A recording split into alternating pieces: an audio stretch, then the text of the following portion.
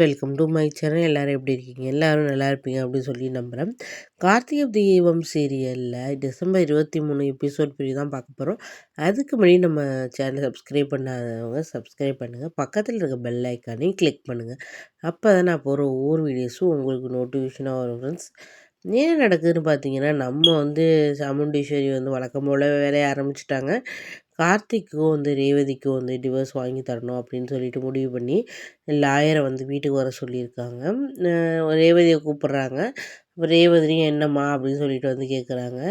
இது ஒரு முக்கியமான விஷயம் பேசணும், அதனால தான் வர சொன்னேன். வா எதுக்கு லாயர்லாம் வந்திருக்காங்க அப்படின்னு சொல்லி முக்கியமான விஷயத்துக்கு முடிவெடுக்கணும், அதனால தான் வர சொல்லியிருக்கேன் அப்படின்னு சொல்லிட்டு சொல்கிறாங்க. அப்போன்னு பார்த்து போஸ்ட்டுன்னு சொல்லிட்டு போஸ்ட் வருது. அப்போ என்ன பண்ணுறாருன்னா, அம்முடிசிட்டு போய் அதை வாங்கிட்டு வாங்க அப்படின்னு சொல்லிட்டு ரேவதியோட அக்கா வீட்டுக்கார்ட்ட சொல்கிறாங்க. உடனே அவர் போய் வாங்கிட்டு வர்றாரு. போஸ்ட்டை வாங்கிட்டு என்னது அது அப்படின்னு சொல்லி இது வக்கீல் நோட்டீஸ் மாதிரி இருக்குது அப்படின்னு சொல்லிட்டு பிரித்து படிக்கிறாரு.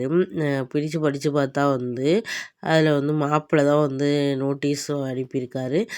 ரேவதிக்கும் அவருக்கு டிவோர்ஸுக்கு ஏற்பாடு பண்ணி அனுப்பியிருக்காரு அப்படின்னு சொன்னோன்னே இதை கேட்டோன்னே ஒரே குழப்பமாக இருக்குது சாமுண்டீஸ்வரிக்கு. நம்ம என்னடா இது மாதிரி டிவோர்ஸ் வாங்கலாம் அப்படின்னு சொல்லிட்டு நம்ம அனுப்பணும்னு நம்ம நினச்சிக்கிட்டு இருந்தால் அதுக்கு முன்னாடி கார்த்திக் அனுப்புகிறானே, என்னது இது ஒன்றும் புரியலையே அப்படின்னு சொல்லிட்டு ரொம்ப குழப்பமாக இருக்காங்க. இது கார்த்திக்கு அனுப்புனாரா, இல்லை எங்கே சாமுண்டீஸ்வரி அனுப்ப போகிறாங்க அப்படிங்கிறதுனால இவர் வேணுக்குனே அவங்கள டைவர்ட் பண்ணணும் அப்படிங்கிறதுனால இவர் அனுப்புனாரா என்னன்னு தெரியலை. இது உண்மையாக பொய்யா என்னன்னு கூட தெரியலை.